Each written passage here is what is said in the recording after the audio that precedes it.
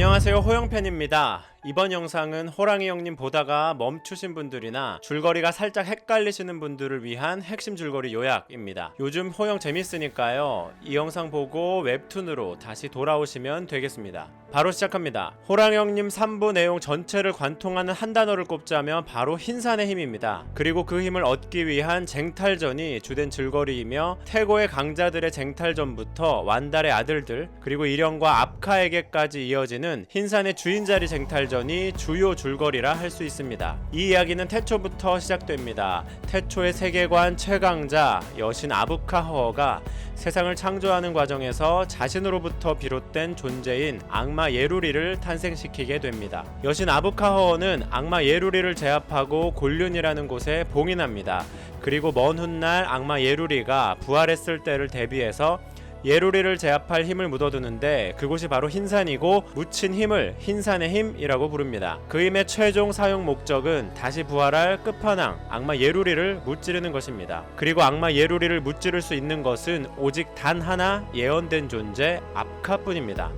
그런데 압카가 세계관 2인자 부활할 예루리를 무찌르려면 아부카허가 묻어둔 흰산의 힘의 양 100%를 온전하게 써야 가능할 것으로 보입니다.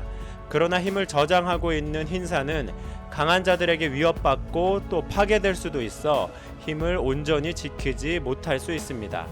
그래서 태고부터 강자들을 불러 경쟁시키고 그 중에 가장 강한 자를 흰산의 주인으로 삼고 그에게 흰산의 힘을 주고 흰산과 그 힘을 지키게 합니다. 그렇게 태고의 강자들을 모두 제압한 백호 브람, 그가 가장 강했고 새로운 흰산의 주인으로 등극하게 됩니다.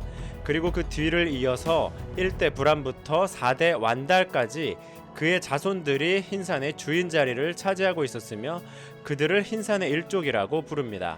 흰산의 주인은 그 일대를 다스리며 예언의 존재 압카에게 흰산의 힘을 온전히 전달하는 것을 일족의 과업으로 삼고 4대 완달의 대까지는 힘을 잘 보존하면서 큰 문제 없이 과업을 완성 중이었습니다. 그리고 어느 날 세상의 영웅들은 하늘의 계시를 감지하게 됩니다.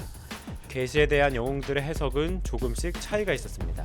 4대 흰산의 주인 완달, 그는 이 계시가 자신의 다음 때에서 예언의 존재 압카가 나올 것이라고 해석했고, 아들들 중에 하나가 압카가 되리라 판단했습니다. 완달에게는 아들이 3명 있었습니다. 외모와 성품 모두 완달을 쏙 빼닮은 첫째 아들 대흥. 어려서부터 쇠약해서 후계자가 되는 것을 기대하기는 어려웠지만 머리 회전만큼은 빨랐던 둘째 일영, 대흥만큼 강해서 후계 구도에 올라있던 셋째 함화. 완달은 세 아들들에게 각각 칠성월과 삼실, 사풍주라는 기물을 물려주었습니다. 그 중에 일영에게 물려준 삼실은 흑룡에게 오염되었다는 이유로 다시 빼앗기도 합니다. 완달은 아들들 중 하나가 강력한 예언의 존재 압카가 될 것이라 믿었지만 세 아들들은 흰산의 주인이 되기에는 한참 모자란 힘을 가지고 있었습니다. 최후 통첩으로 완달은 아들들에게 너희들이 서로를 해치지 않는 선에서 3년 동안 수단 방법 가리지 않고 힘을 키우라 이렇게 명하고, 3년 후에 가장 강한 자 하나만 자신의 후계자로 삼고 나머지는 영원한 형벌을 받게 될 것을 예고합니다. 후계자가 안 되면 그냥 죽는 거라 보시면 됩니다.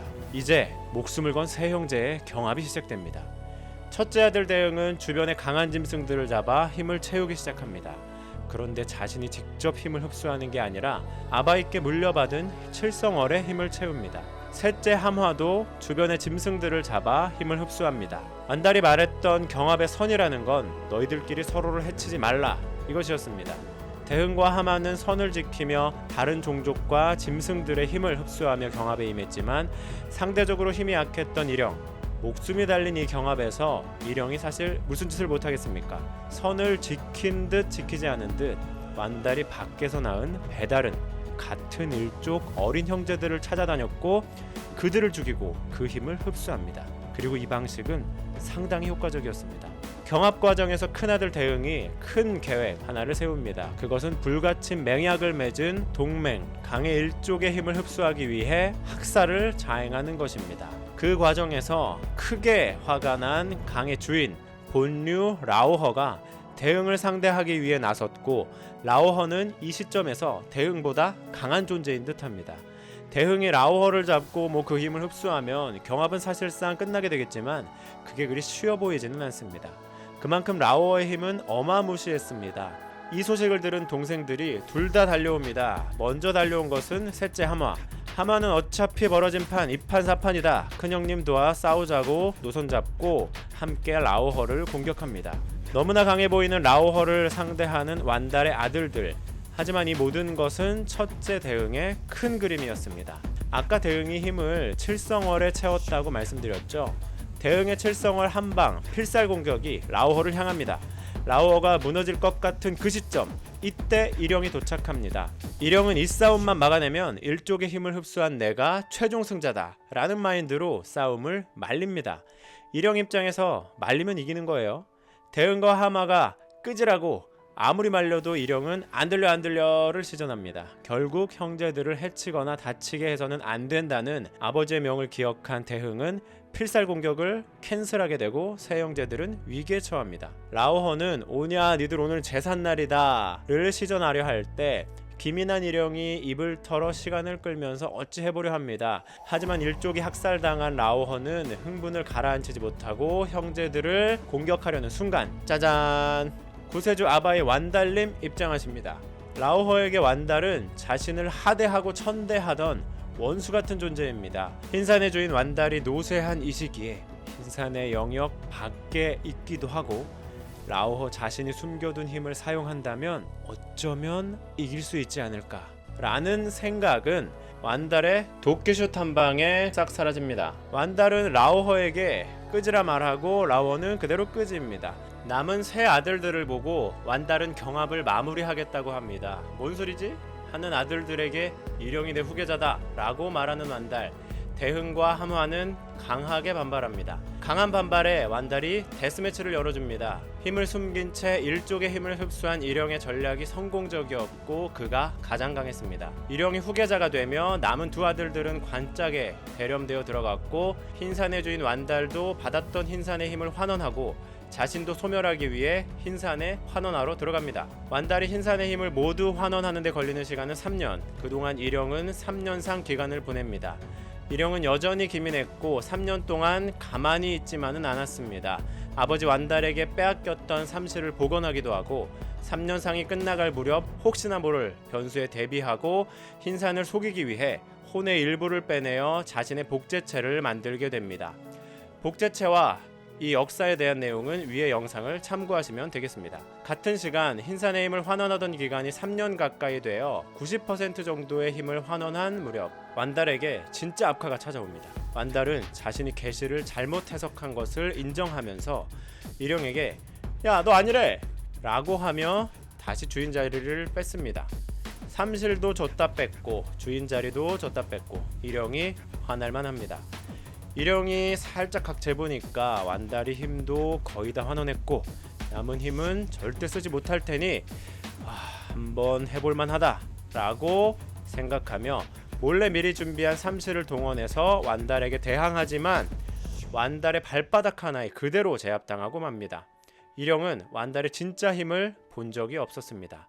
완달은 태고에 가장 강했던 불함의 현신이라 불리는 강자 중의 강자였습니다. 완달의 강함은 아까 완달에게 끄짐당한 라오허의 증언에 의해 증명됩니다.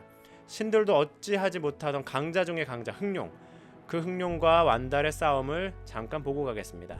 완달이 흰산의 주인이면서 우통 까고 다녔던 전성기 시절에 흥룡과 전투를 하게 됩니다.